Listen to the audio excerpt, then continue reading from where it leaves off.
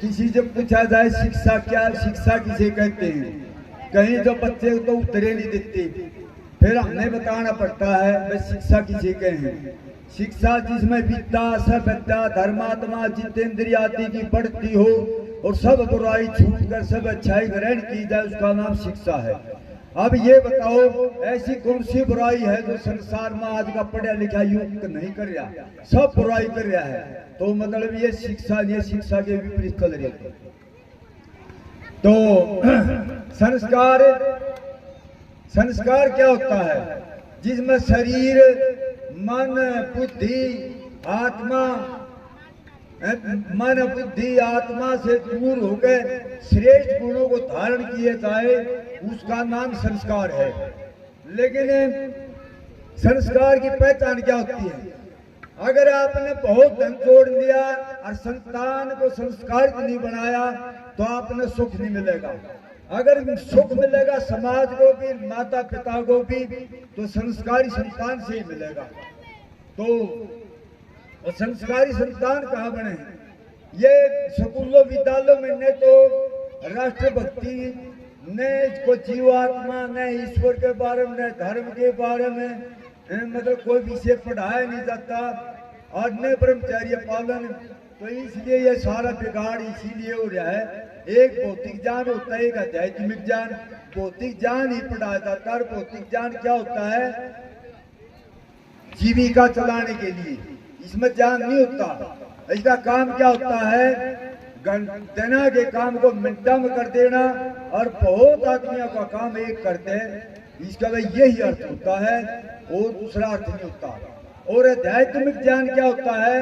वो जीवन जीने के उद्देश्य को जनाता, मैं इस पृथ्वी पे क्यों आया, कहाँ से आया, इस सृष्टि का बनाने वाला है या ना है, और तो है तो कैसा है, हम मेरा स्वरूप क्या है, क्या मैं सदा से रहूंगा या ना रहूंगा, तो मैं किसी का बनाया हूँ, मतलब पुनर्जन्म मोक्ष इनके बारे में जानना ठीक ये आध्यात्मिक ज्ञान है। यानी भौतिक उन्नति के साथ आध्यात्मिक उन्नति अनिवार्य है। तो आइए संस्कारों के बारे में बताते हैं।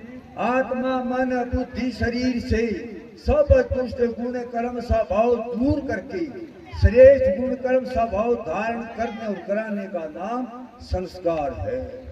अगर आप संस्कार जैसे एक साथी दाल बना दी और एक दाल फ्राई करके बना दी तो खाने योग्य कुर्सी है, जो फ्राई कर रखी वो खाने योग्य है।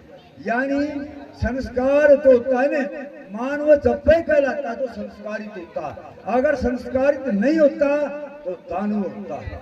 और वो दो पैरों का पशु माना जाता है। यानी ये दो पैर पशु मनुष्य भी इसमें पशु ला लेते। तो वो संस्कार मिलते कहाँ हैं? वो संस्कार मिलते हैं गुरुकुलों में, वेद शास्त्रों के पढ़ने से, विद्वानों के उपदेश सुनने से, माता पिता की आज्ञाओं का पालन करने से और ऋषि मुनियों के सब पुस्तक पढ़ने से मिलते हमें संस्कार। ऐसे अपने आप नहीं होते।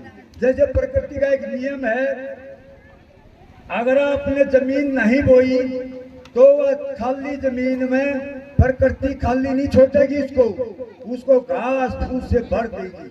ऐसे अगर आपने संस्कार नहीं सीखे, अच्छी बातें नहीं सीखी तो बुराइयों से भर जाओगे, प्रकृति खाली नहीं छोड़ेगी। तो अच्छी बात सीखने से आती है, बुरी बात तो अपने आप आ जाती है। अच्छा ये बताओ, धनवान बनने के लिए मेहनत करनी पड़ती है कि नहीं करनी पड़ती है?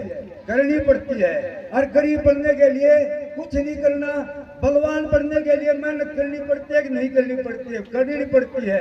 जल्दी उठना पड़े, व्यायाम करना है, ब्रह्मचर्य पालन करना पड़े, अच्छा आहार खाना पड़े, जब मतलब बलवान होगा उसके शुद्ध विचार होंगे। और कमजोर बनने के लिए कुछ नहीं करना। विद्वान बनने के लिए दिन रात तपस्या करनी पड़ती है और मूर्ख बनने के लिए कुछ नहीं करना। समझ गए? अगर संस्कार नहीं है तो दो पैरों को अपने को पशु मान लेना। समझ गया? वो संस्कार गुरुकुलों के सिवा कहीं इन शिक्षा में मिलते नहीं। और वेद ये ऋषियों के पुस्तक जैसे सत्कार प्रकाश है, आप इसको ले जाओ, इसको पढ़ो अपने घर में, ये संस्कारों से युक्त बना देगी आपको। अच्छा, धर्म के बारे में क्या भ्रांति है? जैसे चिन्ह, टोपी, जनेऊ, चोटी, ऊंचा पजामा, नीचा कुर्ता, क्रास, ये धर्म के चिन्ह नहीं है। समझ गया? ये धर्म के चिन्ह नहीं है। क्या है धर्म का चिन्ह? धर्म का चिन्ह है श्रेष्ठ आचरण। जिसके श्रेष्ठ आचरण है वही धर्मात्मा। जिसके आचरण खराब है वही राक्षस प्रवृत्ति के लोग हैं। अरे जो मांस अंडे खावे, गाय ने खावे, और वो धर्मात्मा कैसे कहलाएंगे? धर्मात्मा तो ये पंडित है, ये जो वर्ण थे हमारे ऋषियों ने दे रखे थे। जो पंडित के बारे में बताया, पंडित कौन होता है? जो विवेक से सत्य और असत्य को जानने वाला हो, धर्मात्मा, विद्वान, परोपकारी, सदाचारी, सबका हितकारी, वो पंडित कहलाते हैं। और जो मतलब वेद शास्त्र पढ़े बिना तो आप टीसी बन जाओ, एसपी बन जाओ, वैज्ञानिक बन जाओ, फिर पंडित ही नहीं कहला सकती। पंडित वही कहलाता जो चारों वेदों का विद्वान है, और पंडित होते ही नहीं। इसी के साथ मैं अपने वचन को विराम देता हूँ। सबको नमस्कार।